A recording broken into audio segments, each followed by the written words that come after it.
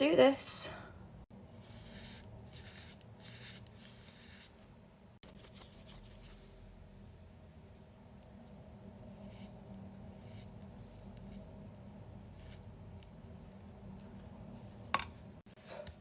What have I done?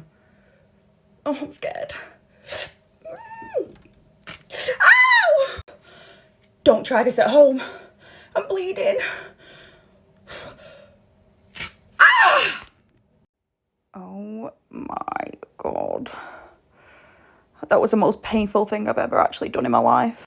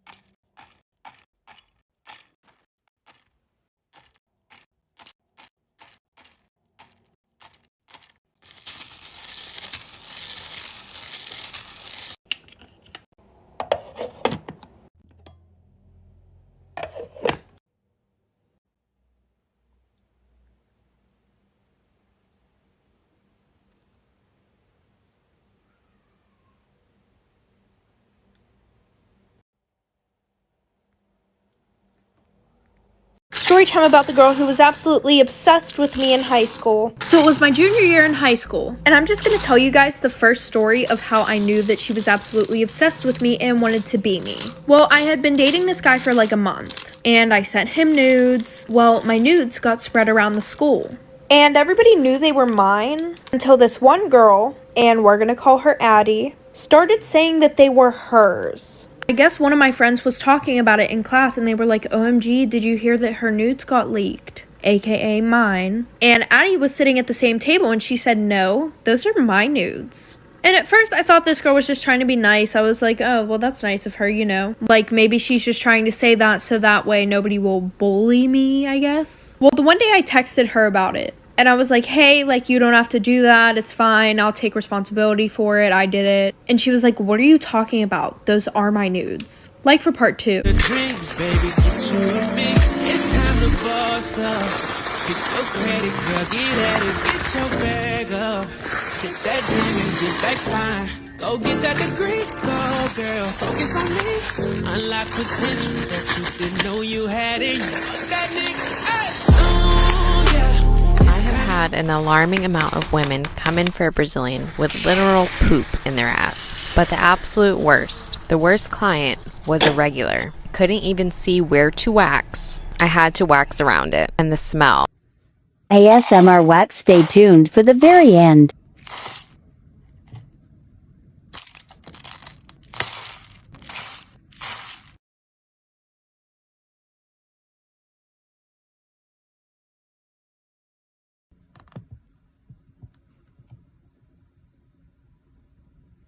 Satisfying.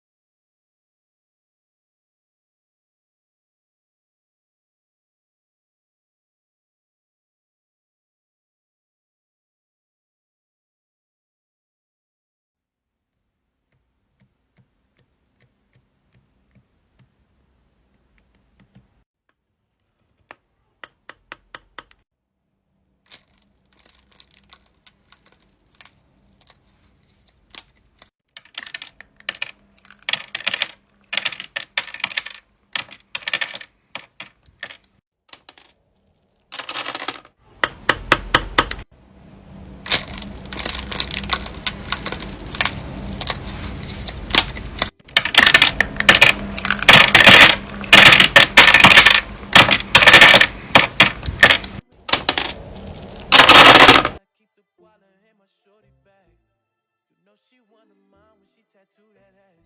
I'm a lover boy. She love the toys. Keep it coming, you a rider. This that.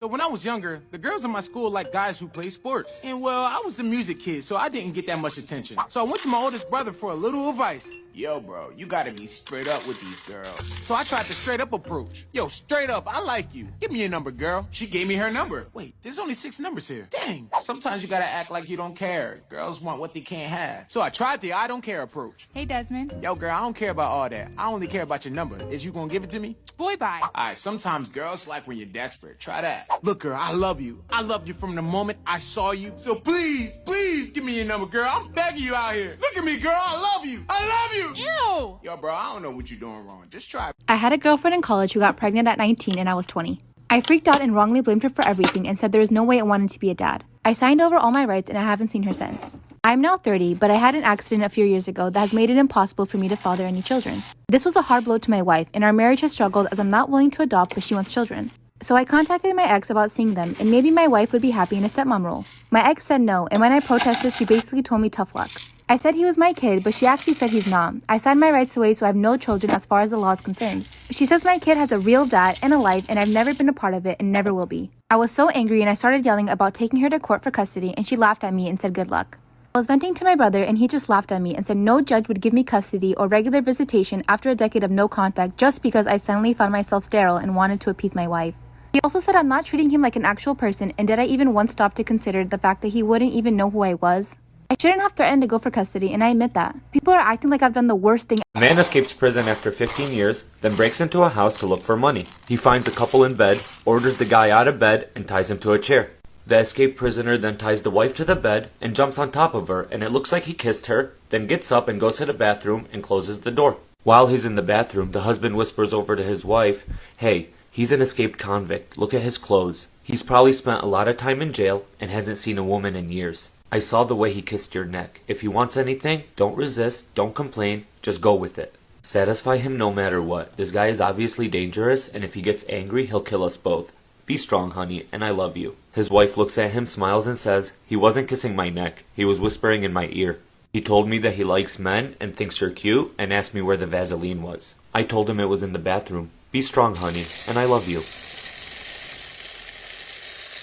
This is why you should be careful working in food delivery. When the pandemic hit, I lost my job and signed up to work for a food delivery app. I was making good money and the tips were nice too. During the first 2 months of working, I never had any weird experiences or customers. For the most part, everything was fine. There were times when I was a little scared of dropping off the food because it was in sketchy neighborhoods or it was dark outside, but nothing ever happened. I started feeling confident in my position and I let my guard down. One night, I got a delivery request and the tip was bigger than the total order. When I looked at the details of how to drop it off, I realized why the tip was so big. The instructions asked if I could open the door and bring it inside of the house as they were bedbound and unable to walk to the door. I knew I shouldn't do it. It was super against company policy, but I had an aunt who was bedbound and it hit a soft spot. When I opened the door of the house, I was hit with the most vile stench that's ever hit my nose. I looked around and called out to the customer. It was silent for a few seconds. Suddenly, someone croaked out, "I'm back here, come on down." The voice came from a bedroom down the hallway that was pitch black. As I walked towards the room, my stomach was turning. I entered the room and put the order down, but I didn't see anyone. When I turned around to leave, suddenly a man appeared in front of me.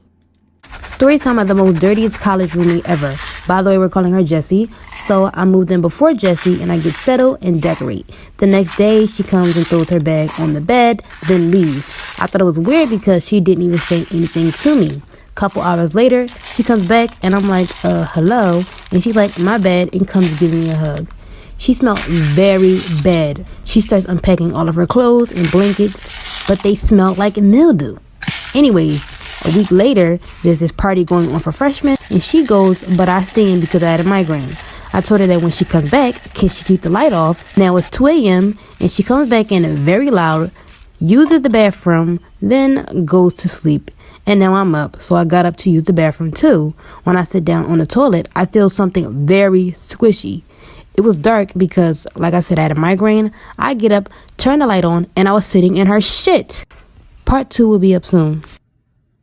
My partner of over 3 years has been living with me for the past 18 months. We're in our 30s, happy, and talk about how this is it for us, relationship-wise. There's just one problem. He doesn't want to get married, and I really do. Marriage is important to me. However, after many long discussions, I realized that I love him enough to stay and take marriage off the table, even though I really want it. Now here's the issue. I got paperwork for my insurance a few days ago, and I made a joke about how my parents are going to be really comfortable if I die, especially in an accident, because of my insurance policies and the added accidental death insurance I have. My boyfriend and I got to talking, and he mentioned how I should really change my beneficiary to him. I said no, absolutely not. I told him I would never make anyone who isn't blood or legal family my beneficiary. I said I would add him in the future if one day he decided he wanted to get married, but as it stands now, my insurance will remain as is. I also told him I wouldn't add him to the title of my house without marriage because I bought it before we got together and I own it. Now he thinks that I'm an asshole for holding marriage as a bargaining chip. We don't have to get married, but I'm not comfortable tying my finances to him without it. So am I wrong here?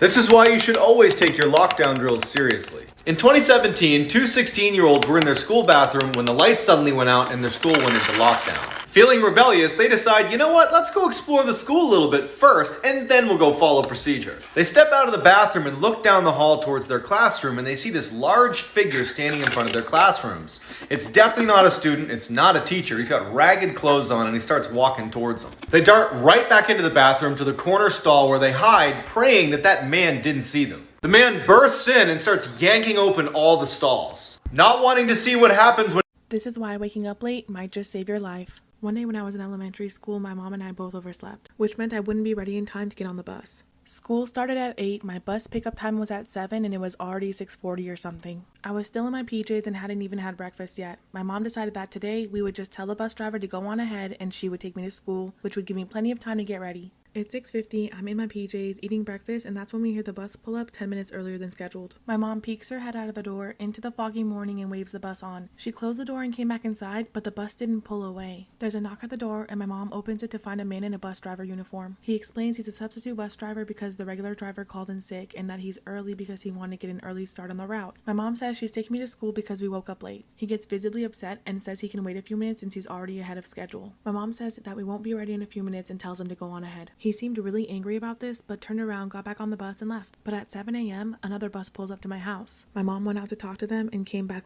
This story has the best ending ever. In 2003, a 9-year-old was home alone playing video games when he thinks he hears his cat meowing on the back patio, so he goes downstairs to let him in. He sees a deranged-looking man standing on his back patio howling at the sky, who then quickly looks at the boy. He grabs a fistful of cigarette butts from the ashtray, stuffs them in his mouth before he starts howling at the sky some more. After the police take the man away, they come back to talk to the boy and his family. Turns out the man had severe autism and lived in that boy's house up until his mother passed away, at which time he was transitioned to a mental institution. He broke out of that mental institution to go looking for his mom, which is how he came back to the boy's house. 15 years later, that same boy is sitting on his same back patio when he starts to hear that same meowing sound, and he looks up and it's the same autistic man walking towards his house. Knowing the man's story, he invites him into his house. The man's face lights up, he runs inside and starts crying. He was finally... The thing I learned is when cops show up to a party, do not hesitate to run. There was a group of kids that stayed hiding in the basement. They hid in a closet, they hid in just like under the couch and rooms and shit. And then there was another group of kids who ran out the back door. Me and my buddy were a part of that group. So we're all running like a free-for-all, and this kid's backyard is just straight wilderness. Me and my buddy end up getting separated, and I'm fucked because my phone is dead. We gotta be at least like a quarter mile into the fucking forest by now, so I'm freaking out. I need to find my buddy. We need to meet up and do what his dad told us to do. So I'm standing all alone in the woods, and I just start screaming,